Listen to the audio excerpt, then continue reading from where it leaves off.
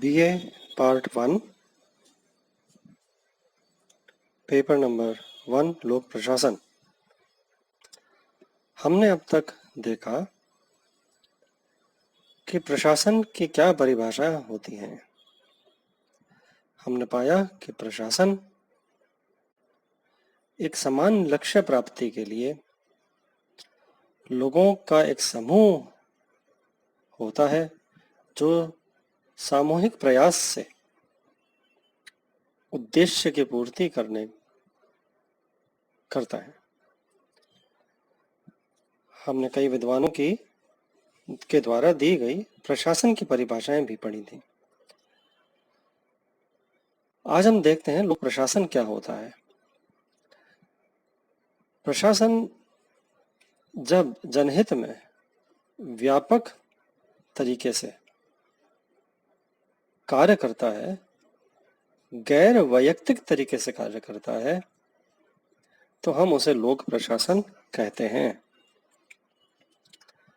लोक प्रशासन सरकारी व्यवस्थापन प्रशासन है। जनता के लिए सरकार द्वारा किए गए प्रशासन को लोक प्रशासन कह सकते हैं। तो लोक प्रशासन प्रशासन के अधिक व्यापक क्षेत्र का एक पहलू है। यह राजनीतिक निर्णय निर्माताओं द्वारा निर्धारित लक्ष्यों और उद्देश्यों की पूर्ति के लिए एक राजनीतिक व्यवस्था में मौजूद होता है। यहाँ पे हम यह समझना चाह रहे हैं कि निर्णय निर्माता कौन है। निर्णय निर्माता राजनीतिक वो लोग हैं जो लोगों के द्वारा या तो चयनित होते हैं या किसी एक व्यवस्था के तहत सरकार में मौजूद होते हैं, और वो लोग नीति बनाते हैं, वो उद्देश्य तय करते हैं, और प्रशासन उन उद्देश्यों को प्राप्त करने के लिए निरंतर कार्य करता है। यह लोक प्रशासन कहलाएगा। इसे सरकारी प्रशासन के नाम से भी जाना जाता है, क्योंकि लोक प्रशासन में लगे विश्लेषण लोक का अर्थ सरकार या सार्वजनिक है अथवा सारी जनता से संबंधित सरकारी प्रशासन से होता है। यहाँ लोक का मतलब है जनता। वस्तुतः प्रशासन से पूर्व लोक शब्द का प्रयोग इस विषय के क्षेत्र को सरकार या गवर्नमेंट के प्रशासनिक क्रियाकलापों तक सीमित कर देता है। इस प्रकार लोक प्रशासन का ध्यान लोक नौकरशाही पर, यानी सरकार के नौकरशाही संगठन या प्रशासनिक संगठन पर केंद्रित होता है। हम यह समझ रहे हैं कि लोक प्रशासन राजनीतिक परिप्रेक्ष्य में उनके द्वारा स्थापित नीतियों और उद्देश्यों को प्राप्त करने के लिए, जनहित में कार्य करने के लिए प्रशासन की जो व्यवस्था है उसे कहते हैं। तो जनता के लिए कार्य करती है, गैर वैयक्तिक तरीके से कार्य करती है, इसलिए हम इसे सरकारी प्रशासन भी कह देते हैं। हम देखते हैं कि लोक प्रशासन को कैसे कैसे परिभाषित किया गया है। सबसे पहले हम अपना ध्यान लाते हैं वुड्रो विल्सन ने क्या डेफिनेशन, क्या परिभाषा दी लोक प्रशासन की। वुड्रो विल्सन ने कहा कि लोक प्रशासन का काम कानून को सविस्तार रूप से लागू करना है। कानून लागू करने की प्रत्येक कार्यवाही प्रशासन की ही एक गतिविधि है। यानी वुड्रो विल्सन का मानना है कि कानून को लागू करना लोक प्रशासन है, और कानून की प्रत्येक कार्रवाई, यानी जो भी कार्रवाई कानून को स्थापित करने में या उसकी गतिविधि में काम आ रही है, वह लोक प्रशासन है। डेफिनेशन को उन्होंने सीधा जोड़ा है कानून से, वुड्रो विल्सन ने। अब आते हैं अगली डेफिनेशन पे, L D white. L D white ने बोला लोक प्रशासन में वे सभी गतिविधियां शामिल हैं जिनका उद्देश्य लोक नीति की पूर्ति करना या उसे लागू करना है। अब एल डी वाइट क्या कर रहे हैं कि लोक प्रशासन की गतिविधियों को जोड़ रहे हैं लोक नीति से। लोक नीति की पूर्ति, जो भी प्रशासन लोक नीति की पूर्ति करता है वह लोक प्रशासन है।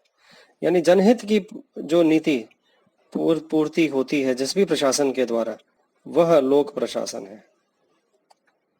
तो वो सभी गतिविधियां शामिल हो जाएंगी लोक प्रशासन के अंदर, एल डी वाइट कहते हैं। ध्यान रखिएगा, वुड्रो विल्सन अमेरिका के राष्ट्रपति रहे हैं और उन्होंने कानून को लागू करने की गतिविधि को लोक प्रशासन कहा। और एल डी वाइट उन्हीं के समूह में एक थिंकर थे जिन्होंने लोक प्रशासन को लोक नीति से जोड़ करके देखा। अब हम आते हैं साइमन की बात पर। हर्बर्ट साइमन लोक प्रशासन की डेफिनेशन क्या देते हैं? हर्बर्ट साइमन कहते हैं कि आमतौर पर लोक प्रशासन का अर्थ है राष्ट्रीय, प्रांतीय और स्थानीय सरकारों की कार्यकारी शाखाओं की गतिविधियां। वो ये कहना चाह रहे हैं साइमन कि जो भी कार्य स्थानीय सरकार या राज्य, प्रांतीय सरकार या राष्ट्रीय सरकार कर रही है वह सब लोक प्रशासन है। यानी उन्होंने लोक प्रशासन को सरकारी कार्यकारी शाखाओं से जोड़ के देखा। नेक्स्ट हम आते हैं लूथर गुलिक पे। लूथर गुलिक ने लोक प्रशासन के लिए कहा कि प्रशासन के विज्ञान का वह हिस्सा है, लोक प्रशासन प्रशासन के विज्ञान का वह हिस्सा है जिसका सरोकार सरकार और इस तरह कार्यकारी शाखा से होता है जहां सरकार के काम होते हैं। हालांकि प्रत्यक्षतः विधिक और न्यायिक शाखाओं के साथ इसके संबंध में समस्याएं हैं। तो उनका कहना है लूथर गुलिक का कि प्रशासन का वह विज्ञान है जो सरकारी शाखा से संबंध रखता है, सरकारी कामों से संबंध रखता है। हालांकि वो कह रहे हैं कि इसमें विधिक यानी लीगल और न्यायिक जुडिशियल जो शाखाएं हैं, ब्रांचेस हैं, उनके साथ इसके संबंध में समस्या है। क्योंकि ध्यान रखिएगा, लीगल और जो जुडिशियल गतिविधियां हैं वो सरकार की गतिविधियों के अगेंस्ट भी जा सकती हैं। सरकारी गतिविधियों को रोकने या उनके अन्यायोचित कार्यों को रोकने के लिए भी कार्य कर सकती हैं। इसलिए यहाँ लूथर गुलिक कह रहे हैं कि सरकारी कार्यकारी शाखा का जो कार्य है वह लोक प्रशासन है और इसमें हालांकि विधिक और न्यायिक शाखाएं जो भी सरकारी ही होती हैं उनके साथ संबंध में इसका थोड़ा सा समस्या है। अब हम आते हैं इयन ग्लैडन पे, जिन्होंने एक बहुत छोटी सी डेफिनेशन दी। लोक प्रशासन का सरोकार सरकार के प्रशासन से है, यानी लोक प्रशासन सरकारी प्रशासन। उन्होंने इक्वेट कर दिया कि what is administration, that administration which is government administration is public administration. तो हम ये समझ रहे हैं कि लोक प्रशासन को अलग अलग विद्वानों ने किस तरह से डिफाइन किया है। एच वॉकर कहते हैं कि किसी कानून को प्रभावी बनाने के लिए सरकार जो भी काम करती है उसे लोक प्रशासन कहते हैं। यानी इन्होंने कानून से जोड़ा है। आप ध्यान रखिएगा, वुड्रो विल्सन ने भी इसे कानून से जोड़ा था। उन्होंने कहा था जो भी कानून को स्थापित करने के लिए गतिविधि होती है वो लोक प्रशासन होता है, और ये कह रहे हैं किसी कानून को प्रभावी बनाने के लिए सरकार जो भी काम करती है उसे लोक प्रशासन कहते हैं। तो हम ये देख रहे हैं कि इन डेफिनेशंस के अंदर विद्वान ये कह रहे हैं कि वह प्रशासन जो कानून से जुड़ा हुआ है, जो लोक नीति के उद्देश्यों को पूर्ति करने के लिए कार्य करता है, और लोक नीति कहाँ कार्य कर रही है? राष्ट्रीय, प्रांतीय या स्थानीय सरकारों के अंदर। और जो भी सरकारी गतिविधि है, जो भी कानून को स्थापित करने गतिविधि है, वो लोक प्रशासन कहलाई जाएगी। इसमें वुड्रो विल्सन कानून से जोड़ रहे हैं, एल.डी. वाइट लोक नीति से जोड़ रहे हैं, साइमन केंद्रीय, प्रांतीय या स्थानीय सरकारों से जोड़ रहे हैं, गुलिक सरकारी कामकाज से जोड़ रहे हैं, कार्यकारी शाखा से जोड़ रहे हैं, और वॉकर कानून को प्रभावी बनाने के लिए जो भी काम किए जा रहे हैं उसको कह रहे हैं कि यह लोक प्रशासन होगा। एक और डेफिनेशन देखते हैं, फिफ्नर की डेफिनेशन। फिफ्नर कह रहे हैं लोक प्रशासन का अर्थ है सरकारी काम करना, चाहे वह किसी स्वास्थ्य प्रयोगशाला में एक एक्सरे मशीन चलाना हो या एक टकसाल में सिक्के ढालना हो। इस प्रकार निर्धारित लक्ष्य को प्राप्त करने के लिए तालमेल के साथ काम करके सरकार के काम को अंजाम देना ही लोक प्रशासन कहलाएगा। यानी फिफ्नर कह रहे हैं कि कोई भी सरकारी काम जो किया जा रहा है, किसी भी क्षेत्र में, किसी भी लेवल पे, छोटा, बड़ा, व्यापक, संकुचित, गोपनीय अथवा प्रत्यक्ष, सबके सामने कोई भी कार्य जो सरकारी हो, जिसका उद्देश्य सरकारी हो, वह काम लोक प्रशासन कहलाएगा। हमने इन डेफिनेशंस में देखा कि लोक प्रशासन जनहित में कार्य कर रहा है, लोक नीति के लिए कार्य कर रहा है, कानून को स्थापित कर रहा है या कानून के द्वारा स्थापित नीति को पूर्ति कर रहा है।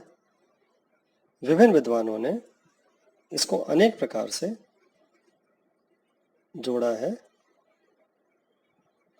लॉ से, कानून से, लोक नीति से, पब्लिक पॉलिसी से।